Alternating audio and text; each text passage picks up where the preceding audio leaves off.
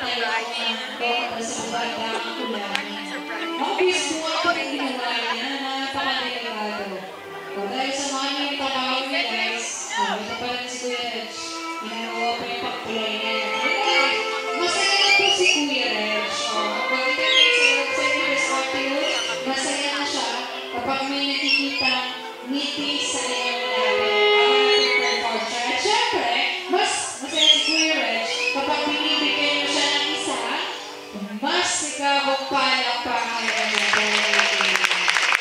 At syempre, mas magiging masaya po siya mismo mga nalalambot na puso if you share extra blessing to Kuya Reg.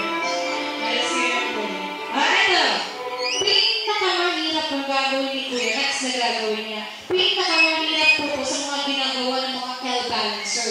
Because Kuya Rex will regain his balance without using anything. Wala po siyang hinahawakan na kahit ano. Kung tatayo siya, dyan mismo in loaded. Okay, Rex, are you ready? Sigurado ka? Mukhang hindi pa. Hayaan mo na natin makapag-play na si Kuya. Siguro mga 2 hanggang 3 oras. Sigurado na